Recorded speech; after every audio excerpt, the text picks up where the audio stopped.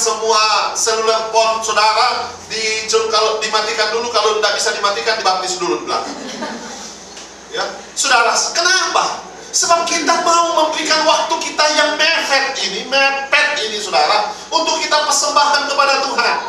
Katakan amin. Berapa banyak sih waktu yang kita pakai untuk Tuhan, saudara? Di dalam ibadah kita sibuk, saudara, cari dolar. Ya. Nah, kalau sudah waktu yang sempit ini kita tidak menggunakan sepenuhnya untuk Tuhan, maka kita adalah orang kekristenan mata. Kita adalah orang yang hidupnya tidak benar di hadapan Tuhan. Kita adalah orang bodoh, saudara. Padahal kita punya kesempatan. Ya, banyak orang di Indonesia sekarang, saudara, tidak lagi bisa mencari Tuhan.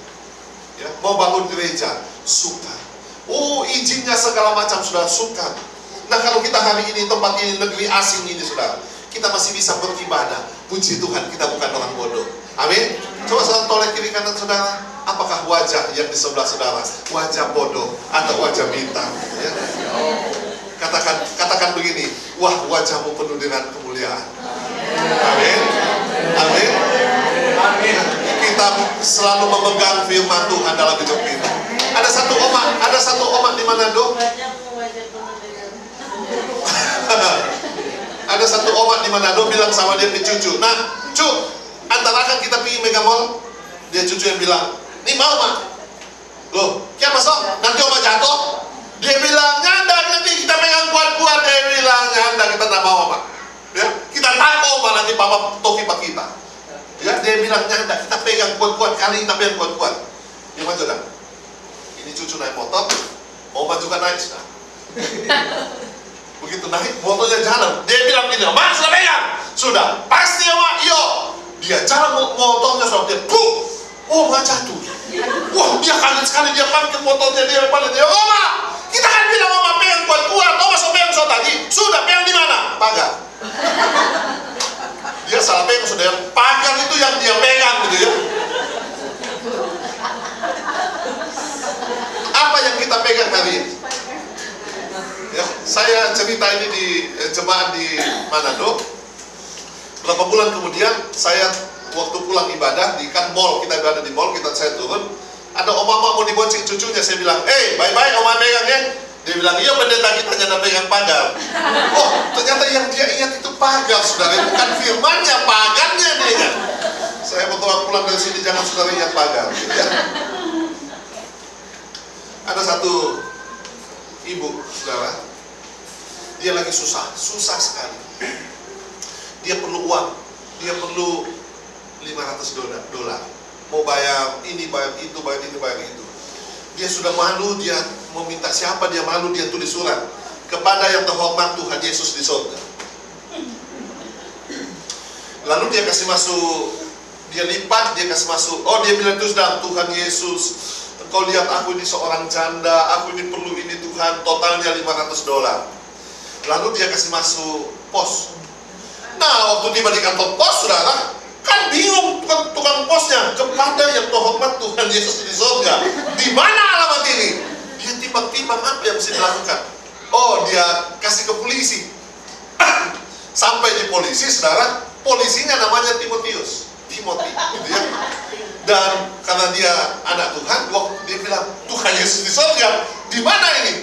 Polisi bilang, coba saya buka. Dia buka, dia baca surat itu, hatinya tergerak oleh belas kasihan. Seperti orang Samaria yang murah hati. Dia berkata, oke, saya akan tolong. Tapi karena dia tidak punya sebegitu banyaknya, dia panggil semua anak buahnya. Kumpul. Ini ada cerita. Ada janda yang perlu uang. Ayo urunan. Ya kumpul lah saudara ya. 25 ya, 20 urunan. Terkumpullah $450. Puji Tuhan. Cukup tak? Lumayan lah kan, dari $500. Dia masukkan amplop, dia bilang sama anak buahnya, ini ada alamat di belakang, pergi bawakan itu ibu janda. Datanglah ini anak buahnya keluar, itu janda keluar. Ibu, dia sebut namanya, ya ada di surat itu. Ibu ini kaget sekali, polisi datang. Loh, siapa yang panggil polisi ini? Lalu polisi nanya, ibu ini ya? Iya, ini ada surat. Hah? Surat? Dari mana? Ya pokoknya suratmu, dia ambil, ya. polisi ini pergi, janda ini buka. Dia lihat, uang $450. Wah, dia senang sekali. Dia masuk kamarnya, saudara. Dia berdoa, dia berlutut di sana. Tuhan, Engkau Tuhan yang baik. Engkau adalah Tuhan yang menjawab doa saya. Tuhan, tetapi tolong lain kali kalau kirim surat, kirim uang jangan lewat polisi. Disunat.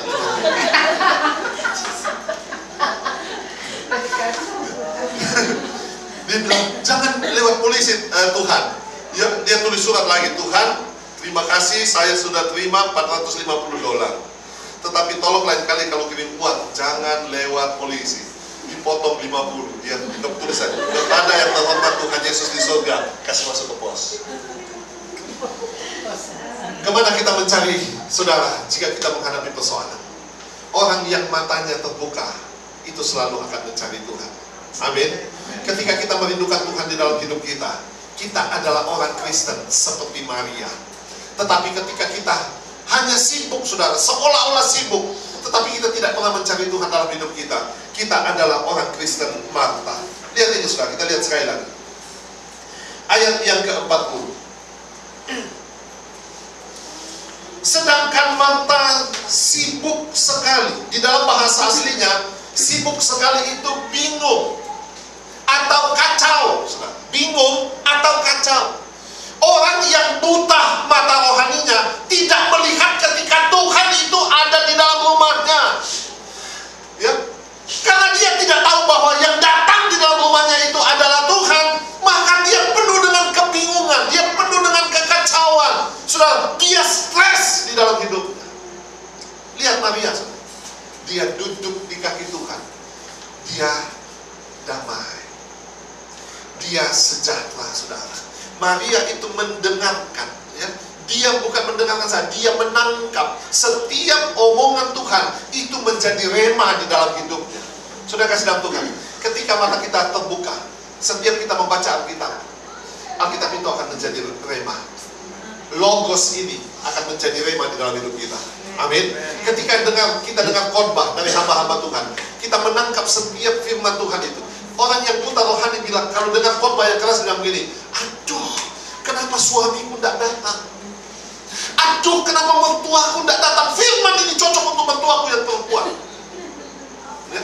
Padahal saudara, firman itu selalu datang kepada kita. Amin. Firman itu datang untuk memperbaiki hidup kita, menegur kita, menasihati kita, saudara, mengajar kita, menghajar kita.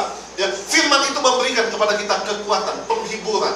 Ketika kita susah, ketika kita sendirian, ketika kita tidak berdaya, ketika kita tidak punya apa-apa, firman itu datang, saudara, memperbaiki kehidupan kita. Oleh sebab itu, mari saudara kita buka mata rohani kita. Izinkan firman itu datang kepada kita. Ya, izinkan firman itu memperbaiki kehidupan kita setiap hari. Yang terakhir yang hendak saya sampaikan kepada saudara, Yohanes pasal yang ke-9, ayat yang kedua. Yohanes pasal yang ke-9 atau ayat 1 kita baca.